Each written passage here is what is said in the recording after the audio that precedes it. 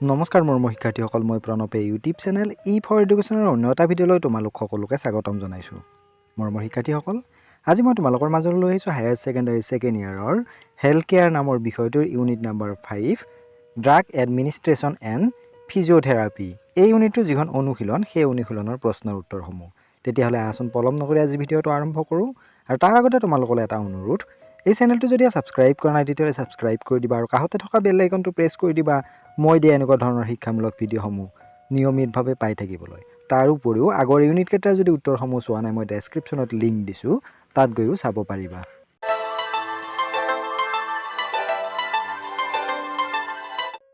প্ৰশ্ন number 1, body mechanics কি? উত্তৰটো হৈছে বডি মেকানিক্স হৈছে এনে এক শব্দ যিটো আমি দৈনন্দিন জীৱনত কেনেদৰে চলা ফুৰা কৰোঁ তাক বুজাবলৈ ব্যৱহাৰ কৰা হয়। ইয়াত আমি বহা, থিয় হোৱা, বস্তু উঠোৱা, বহন কৰা, হলা আৰু শোৱাৰ সময়ত নিজৰ শৰীৰটো কেনেদৰে ৰাখোঁ সেয়া অন্তৰ্ভুক্ত হৈ থাকে। ফুল বডি মেকানিক্স প্ৰায়ে পিঠিৰ সমস্যাৰ মূল কাৰণ হয়। বডি মেকানিক্সে আপুনি চলা ফুৰা কৰাৰ সময়ত নিজৰ শৰীৰটো কেনেকৈ ধৰি ৰাখে তাকে বুজায়। সঠিক বডি মেকানিক্সে আপোনাক খোজ কঢ়া, হলা, বস্তু উঠোৱা বা দৈনন্দিন জীৱনৰ অন্যান্য কামসমূহ কৰাৰ সময়ত মাংসপেশীৰ ভাগৰ আৰু আঘাতৰ হাত সাৰিবলৈ সহায় কৰে।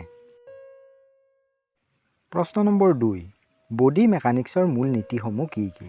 বডি মেকানিক্সৰ মূল নীতিসমূহ তলত দিয়া ধৰণৰ। প্ৰথমটো হৈছে সমৰ্থনৰ ভিত্তি সিমানেই বহল হ'ব, স্থিৰতা সিমানেই বেছি হ'ব। দ্বিতীয়টো হৈছে গুৰুত্ব কেন্দ্ৰ যিমানেই তলত হ'ব, স্থিৰতা সিমানেই বেছি হ'ব।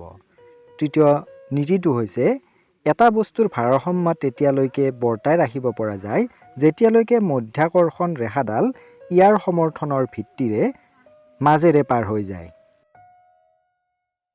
প্ৰশ্ন নম্বৰ 3, সঠিক বডি মেকানিক্স ব্যৱহাৰ কৰাৰ কাৰণসমূহ ব্যাখ্যা কৰা। তলত দিয়াবোৰৰ পৰা হাত সাৰিবলৈ সঠিক বডি মেকানিক্স ব্যৱহাৰ কৰা হয়। প্ৰথমতে অতিৰিক্ত ভাগৰ, দ্বিতীয়তে মাংসপেশীৰ টান বা ছিঙি যোৱা, তৃতীয়তে কংকালৰ আঘাত, চতুৰ্থতে ৰোগীৰ আঘাত, 5 নম্বৰ পইণ্টটো হৈছে সহায়কাৰী কৰ্মচাৰীসকলৰ আঘাত। প্ৰশ্ন নম্বৰ 4, শাৰীৰিক ব্যায়াম কৰাৰ সময়ত ল'বলগীয়া সাৱধানতাসমূহ উল্লেখ কৰা।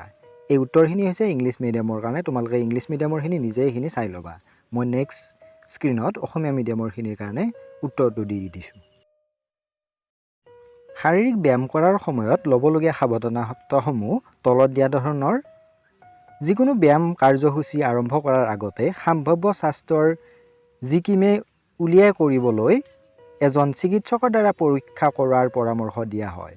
স্বাস্থ্য আৰু ফিটনেছৰ স্তৰ নিৰ্ধাৰণ কৰাৰ লগতে কোনো শাৰীৰিক বাধা বা সীমাবদ্ধতা চিনাক্ত কৰাৰ পিছত ব্যক্তিজনৰ ব্যায়াম কাৰ্যসূচী এজন স্বাস্থ্যসেৱা বা অন্য প্ৰশিক্ষিত পেছাদাৰী ব্যক্তিৰ তত্ত্বাৱধানত আৰম্ভ হ'ব লাগে। ব্যায়াম যেতিয়া পুনৰুদ্ধাৰ বা নিৰাময়ৰ মাধ্যম হিচাপে ব্যৱহাৰ কৰা হয় তেতিয়া এইটো বিশেষভাৱে প্ৰযোজ্য। যদি ব্যায়াম কৰাৰ সময়ত মূৰ ঘূৰোৱা, বমি বমি ভাৱ, অতিৰিক্ত উশাহ নিশাহৰ কষ্ট বা বুকুৰ বিষ আদি লক্ষণে দেখা দিয়ে তেন্তে ব্যক্তিজনে কাম কাজ বন্ধ কৰিব লাগে আৰু পুনৰ ব্যায়াম আৰম্ভ কৰাৰ আগতে এই লক্ষণসমূহৰ বিষয়ে চিকিৎসকক জনাব লাগে। ব্যায়ামৰ সঁজুলিসমূহ সকলো আকৃতি আৰু ওজনৰ মানুহৰ ভাৰ সহিব পাৰে নে নোৱাৰে সেয়া নিশ্চিত কৰিবলৈ পৰীক্ষা কৰা উচিত। আঘাতৰ পৰা হাত সাৰিবলৈ ব্যক্তিসকলক ব্যায়ামৰ সঁজুলিৰ সঠিক ব্যৱহাৰৰ বিষয়ে নিৰ্দেশনা দিয়াটো আৱশ্যক।